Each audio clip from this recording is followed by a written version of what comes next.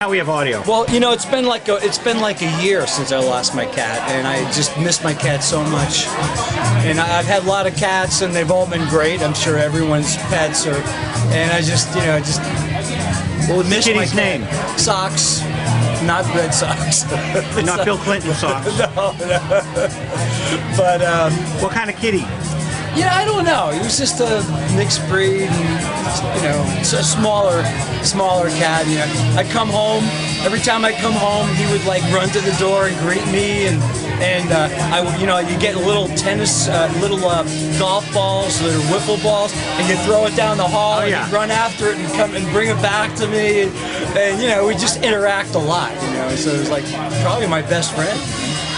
Which is sad, perhaps. But you know, I love the kitties, and all animals. I think it's very special. So this is 2 days after Peter Noon's birthday, Guy Fawkes Day. Oh, this is Guy Fawkes Day? No, November 5th, Peter Noon's birthday. Okay, Herman's Hermits. Yes. So I guess it's the Peter Noon birthday concert tonight. Oh, is that what we're doing? I don't know. Oh, good. Well, if I had known, I would have learned Henry VIII. Henry VIII. That's what Mrs. Brown. He does a punk version now of Henry VIII. It's awesome. I bet he's I bet he's still really good. Incredible. Yeah. And we got Mickey Bliss is behind you. Oh, you know Mickey Bliss. You don't have to. You got him. Oh, camera. I'm Mickey Bliss on Visual Radio. Yes, sir. Oh, you've been on Visual Radio before. Yes, I have. You can say this is Mickey Bliss on Visual Radio. This is Mickey Bliss on Visual Radio. So your 45 is re-released? Yes, sir. On vinyl or CD? On vinyl. Oh, vinyl. On vinyl. Final vinyl. Is it on colored vinyl or black vinyl? Black vinyl. Very good. Yes, sir. So they sell all like hotcakes. Is it the same label? Yes, sir.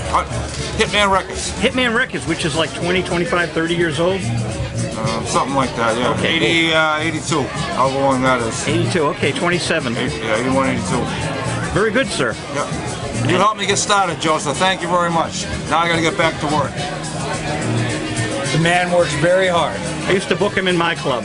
Really? Yeah, the Cantones, from the Cantones to the Cantab. Ah, okay, that makes sense. Yep, so I can put this down. Oh yeah, the battery's full. You've never been back here, have you, Ian Lloyd? No, I have not.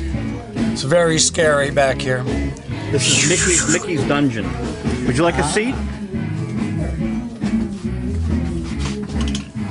This is great. This is like an old-time... I like it. Rock club from like 1968. Very cryptic. Well, Ian Lloyd, what do you think of Cambridge? It's beautiful. A beautiful town. I especially love the police. I was going to ask you that. Let's start, like Yoko Ono says, let's start at the start. So this evening, you met the constable. Yes, I did. Very nice man. Very nice. He was apologetic, and I'm here to speak out loud. So. You do realize you were parked in front of an old police station? I do now. Yes. The king of Otopo in front of the police station. I love it. You know, it's like becomes such a natural and harmless act that you kind of forget that it's illegal, especially when people are smoking cancer sticks out there, you know, that kind of stuff. I mean, if you got to smoke, don't smoke cigarettes. It's my advice. Really? Yeah. Oh, yeah. Definitely. So, okay, I don't want to go there too far, but we're going to go there. I heard that because marijuana does not have a filter, it's like taking a match to an elastic band, and that's if your vocal cords are the elastic band, the match to the elastic band is what marijuana does to your voice. Well, that may be true, but I feel that I sing better today than I've ever sung, and a lot of that has to do with, you know, working with John Anderson from Yes and Foreigner, just because I pick up ideas and chops and stuff. But I have to say I've been smoking for about 40 years daily, and I'm stronger vocally than ever. So I don't cough. I have to say that the fellow who searched me had a really bad cough. So I don't know what he's smoking, but he was like, you know, man, are you okay? Do you need a cough drop? He had kennel cough from the tack dogs. I don't know. Oh, okay. Yeah, allergic to dogs. All right, I'll buy that. So you were outside with a young band. We won't say their name, I guess. Well, since they were popped by the constable. Yeah, I mean, the constable was cool, and you know, he thought we were doing a drug deal or something, and after he realized that all we had was like a joint or a roach, that we weren't dealing, so it was very nice and let us go. Told us never to smoke pot in Boston again. So I guess we can't come to Boston anymore. But we're going to be in Boston soon. Ian Lloyd and Stories, or Ian Lloyd's Stories. This is a cool angle, so I'm going to talk to you, and then I'm going to get a little microphone out there. So while you're telling a stories, okay. What I'd like to do is this album is Oedipo. See, that's my hand, and that's the album, Oedipo. And as you know, Ian, I do a thing on the magazine, and now on the show. You're the first guest to do this, going track by track on Visual Radio. Sure. Okay, fine. The first track, is that an intro? It's an intro track. It's something that I actually, back in the mid-'70s, I was walking around a swamp with an old, one of the first early Sony stereo recorders, portable, and just, you know, recorded a bunch of frogs and crickets and stuff, and I'm fond of frogs, I guess. I didn't realize that, but the usage of it, I kind of had this picture, because, you know, Oedipo is the eau de cologne of marijuana kind of thing. I kind of had this vision of asteroid, just of swamp and green growing plants, etc., and aliens coming to harvest the Poe crop. Oh, so that's why James Cameron got the idea for Avatar. Well, maybe. I haven't seen Avatar yet, but it looks like it's really good. I've seen coming attractions. You should use the soundtrack right there. Is that what it's about? Well, no. He creates a world. He creates a green world or some kind of fascinating world, and they spent $300 million on this movie. Wow. Yeah. And the 3D effects are supposed to be totally. It's animated or. No, I think it's his usual, like, Terminator. You know. Oh, really? Remember the Abyss? Sure. And he had that thing that he used in Terminator 2, that watery thing that he used for the Terminator as well. And great special effects, Yeah, I think he's taken that to the next level. I'm not sure. But it certainly is an exciting... It's a great concept, Yeah, so he's created another world that's going to be totally mind-blowing. And it's in 3D, but 3D like you've never seen, real-life 3D. And Michael Jackson was doing 3D on his tour. Right, I heard that. Yeah. In the movie, This Is It, you will see this 3D world they created, and it's pretty. I mean, that tour had everything. I'm not telling you too much about it because I want you to see it, and then I want to talk to you about it. Yeah. Well, I can imagine if being at a concert and having 3D happening off the stage or a screen behind the stage or whatever he was doing. That was screen behind the stage and then the live exciting, action. Yeah. And then he had an old 40s movie with the 40 stars, and he was like the gangster in it. Yeah. Great stuff. He did. That was one of his hits. I think had him in the gangster. Smooth Criminal. Smooth, of course. Smooth Criminal. Yeah, and it might have morphed into that 40s movie. It's great. Yeah. A real giant talent.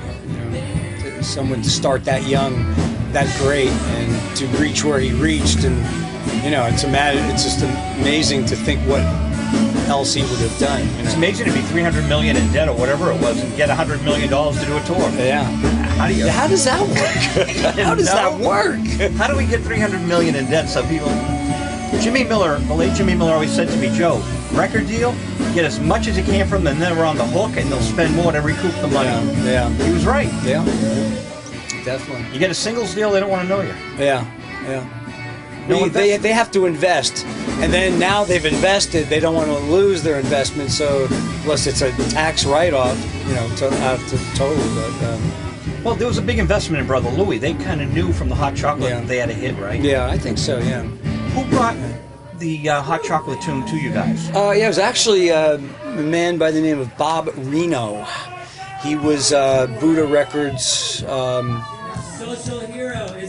A&R guy, and he played me a bunch of songs, and Brother Louie was one of them, and I heard it through the first chorus and said, this is a hit. This is a hit. This is the one I want to do, because we were trying to get one more song, that we could, milk, get AM radio play, back when there was AM radio play.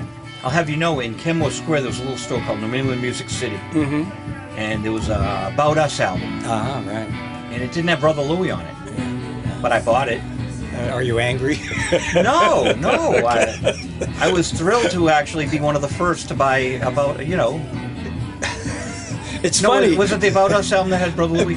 Well, it's About Us album that didn't have Brother Louie and then did have Brother Louie. Right, so I bought it first without it. We had recorded the album and pressed the album and had the first pressing sent out, and we still hadn't added Brother Louie. That was kind of like, guys, we really need to have a hit on this album, And so they added it, and it became a hit, and all the subsequent all the pressings actually includes the hit Brother Louie. And of course, as you know, the very first printings, which was, I don't know what they printed, but it was a substantial amount, did not have it, even though it had the sticker. Well, you know what they did with the sticker? They put the single inside the album. No. Yeah.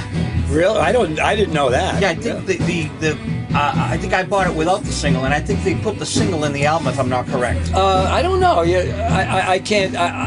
It's the first time I've heard that, but it's possible. I do know that I got so much flack from people who bought the album and the Brother Louie wasn't on it. I said, well, first of all, it's a collector's item, just because in some way it's a collector's item. And I actually started carrying Brother Louie 45s with me, and people would come backstage, because we were a very hands-on band. We loved to mingle with the fans. And people would come backstage, and as soon as they start talking about, my album, I'd pull it out, and I'd autograph the single for them and say, here, man, I'm sorry. It's the record company. It's not me, man. But kind of interesting. But true. I did do that. Before I bought it, I, of course, saw you at the Stone Phoenix Coffee House. Right. Boylston Street. Great little room, we're one flight down. It was two flights down. It was two flights down. Jonathan Richman played there with a postmodern Modern Lovers. You guys played there, and those are two memories I have. Really fun. Yeah. Well, I enjoy performing. It's pretty much my whole life I've been performing. So. And then after About Us came out, you played what was called the Boston Club up. It's now the Paradise Theater. Oh, really? But the Paradise Theater, the stage is. When you walk in, it's to the left, but it used to be where the soundboard is now to the right. Okay. And when you played there, it was Tom Rush. I saw Tom Rush there. I saw you there. It was the Boston Club. It was a big club. Yeah. And Stories was there. I also remember playing Katie's. Yes, I didn't see you there, but that was a big venue. That was now the Gap. It's now the Gap. You mean like the clothes, the Gap? Okay. You remember the Katie's gig, huh? Yeah, I do. I think possibly because I remember the promo for it. I got all that memorabilia at home, and that was one of the things that Katie's had the About Us silhouette thing on it, And that was a downstairs club. The Boston the Kenmore Club. That was the Kenmore Club upstairs, and downstairs was Katie's, and in the back there was a third club. And the 2 doors away is where I bought the album. New England Music City was 2 doors away from Katie's. Steam, Na Na Hey Hey played a whole... Na Na Na. Na Na Na. Okay. They did a whole week there. New York Dolls played there. Oh. The Dolls were great. Yeah. March 1st, 73. It was like being in an airplane hangar. They were Really? so loud. Steve Tyler was in the back. He wasn't famous yet. He was watching them. Oh, really? But Stories actually played with Aerosmith a few shows when, I think, probably around the Dream On time, which was more the original Aerosmith stuff before then. I think we're going to be on next. Oh, Social Hero. The microphone. So we covered the first track, and we covered Brother Louie a bit. What about Wonderful World? Wonderful World. Just kind of what I feel it should be, and probably isn't, but in a way, when you have that magic moment with someone you meet or share something special with, it becomes, for a short time, or if you're lucky, a long time, a wonderful world in that relationship. But it's kind of tongue-in-cheek about how it could be a wonderful world, should be a wonderful world, but we can make it for ourselves personally because of the nature of things that exist today. Now the album was in limbo for a long while? Yeah, we actually recorded it in the late, it was right around the World Trade thing. It was pretty much just about done when that happened.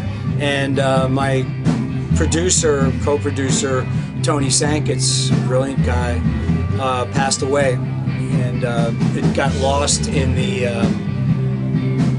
legal family thing, and so I actually decided that I'm going to put this out the way it was done, even though I wanted to update the sounds, because 5-6 years, a lot of electronic stuff, sounds have gotten better, and I wanted to update them, but couldn't do it, and so I just kind of did the best I could and put it together the way it exists today.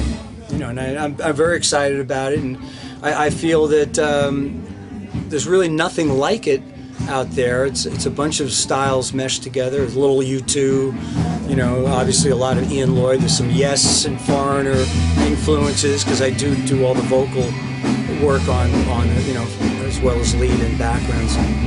What did you do with John Anderson? Yes Union. I was hired to help John out because I can do John pretty well, and background vocals and some of the more textured stuff, so he could be free to do other things. And I was actually hired to do ABWH.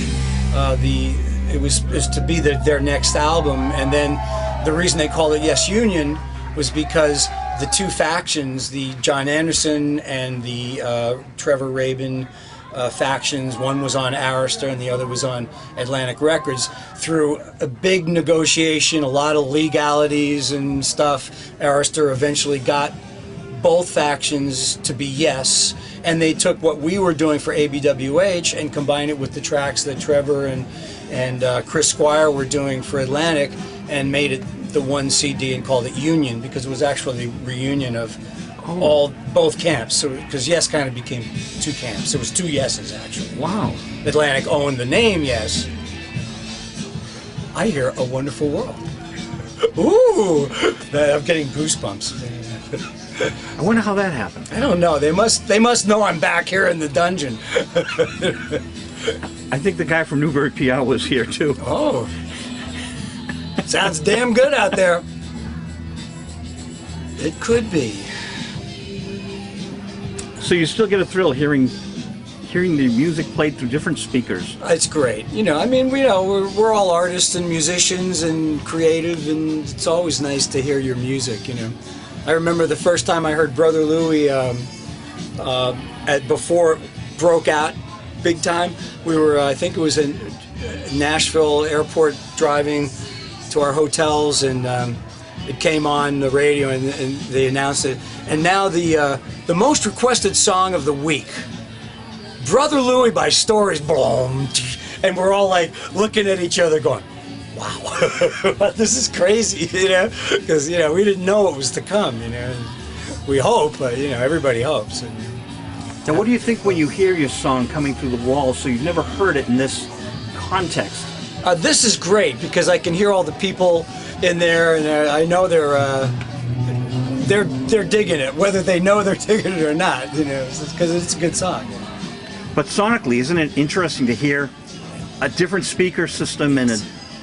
Definitely. I know I tell people that if you listen to this whole CD, and I have to say, you know, there's 10 tracks on it, but there's bonus tracks and a secret track that, so there's, it says 12, so there's 13, but if you have to buy the hard copy to get all of them.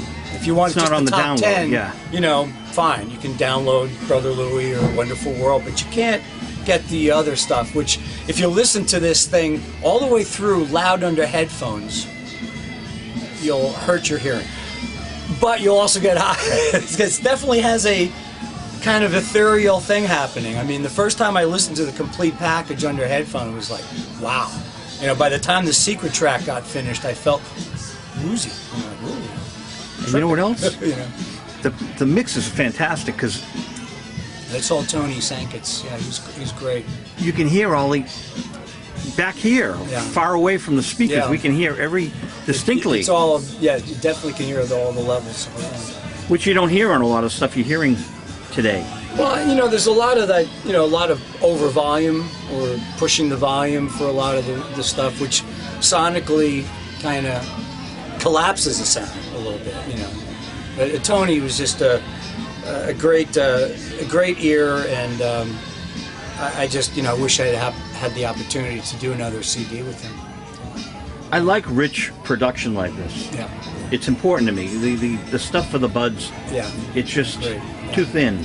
Yeah, I agree. And even when you hear the adult contemporary radio of today, even the stuff of Celine Dion's okay, her production work, but or whoever's producing for her, but other records for the middle of the road artists today still sound compressed and thin. Well, I think they are. I think that's kind of what they do, and a lot of it has to do with MP3s. Yeah. You know, just not being as fat as a regular wave file. You know. But I'm talking about the weird. stuff getting played on the 50,000 watt stations. Yeah, It's just, you would think. Brother Louie sounds better than a lot of the contemporary records, even though they have better equipment, allegedly. Right. And all these It's tracks, crazy, huh? yeah, they don't have the precision of Gimme Shelter. Yeah. Or you can't always get what you want, where Yeah. Jimmy had the 8-track. Have you heard the? I have not heard the new Beatle remastered stuff. I'm curious how that, because that's kind of like trying to get the sound to be bigger and more like it was, I guess. Are you asking my opinion? Yeah, I just You'll wondered. get it. I haven't heard it. My opinion, and Rob Fraboni, who's a mastering engineer as well as a producer, I think he concurs with this. The earlier stuff sounds excellent.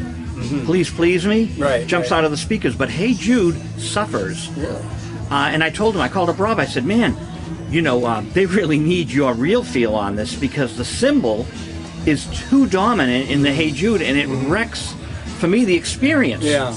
Because that was... It's covering up some of the good things you want to hear, or you know you. Well, they're enhancing everything, but those tracks weren't recorded well. Yeah. Remember, they were bouncing and bouncing. Right. And sure. then you can hear more of the problems of bouncing comes out, and this heavy cymbal in Hey Jude just really kind of like, man, Please Please Me's older and sounds better. Yeah. But how about Paul McCartney? Isn't he great the way he keeps going? I mean, I love the Fireman CD. I don't know if you've listened to that much, but Is that boy, the Starbucks? He did one on Starbucks. No, that's the. Well, I don't know if it was. It was. There was a Starbucks one, which was like Memories or something, and then there was the Fireman thing. So unless he had two out with Starbucks, it's probably not the Starbucks. I know the Starbucks thing which actually was a good album too. In the Backyard, remember in the back, something about the Backyard. Or, I love Paul, but you know, for me, I go back to Ram and Uncle Albert, Al Mahalsey, and yeah, there are a lot of some great solo stuff. well, you know, you can do a fun thing. We do it on Gemzine, Ian. You can go on Gemzine and have some fun with it. White Album Volume 2. We take the Beatles solo tracks that should have been... Because you know the White Album was really a solo record of like solo things. Right, and they just brought it all together. But it was a Beatles record. It's a great Beatles record. Because it were Beatles songs by the Beatles, but they weren't going off on tangents. The way Paul does, and George did. Sure. You find the tracks that are very Beatlesque. All Things Must Pass, of course, the Beatles recorded. So that's a perfect one to put on it. Great, yeah. Uncle Albert, Maybe I'm Amazed. These are perfect Beatles songs. Yeah. It's interesting. You know, I've often had an idea of doing an album of all the Beatles songs that the Beatles never recorded. You know, I think there was a bunch of Peter and Gordon songs. It Ain't Easy, Three Dog Night. Yeah. No, not Ain't Easy. Well, no, that was Ringo. It's For You. I don't remember the title, but It's For You. There was a bunch of different, bunch of different things. It Ain't Easy was Three Dog Night doing Ron Davies, not Ray Davies, Ron Davies. It Don't Come Easy was Ringo. But It's For You was John and Paul writing for, and then Cilla Black. Please lock me away and don't forget the day here inside. Right, you know this? I'm bad with lyrics. World Without in Love. My loneliness, I don't know where I'd be in a world without love. What a great song. And it's so Beatley, but I'm sure they must have recorded demos of it as the Beatles. I don't know, but I've never heard them, you know. But there's a bunch of other, you know, artists that around that Apple Records time, that you know, I think I'm going to have to go in. All right, this has been a fun interview. And you'll be back on Visual Radio. You've been visualized tonight. Of course, thank you. November 7th, 2009. And don't forget, I'm playing the Cantab here in Boston on December 5th, Saturday, December 5th. We're going to do stuff from O to Po in the Land of, and a bunch of hits from Stories. With what bands? Ian Lloyd's Stories. I can't say and Stories, but Ian Lloyd's Stories. I have stories to tell, and I will be telling them here in Boston. Alrighty, and Louie, I'm going to shoot a little bit of Social Hero. Great, enjoy it. They're a great band. All right, thank you, man. This is for you.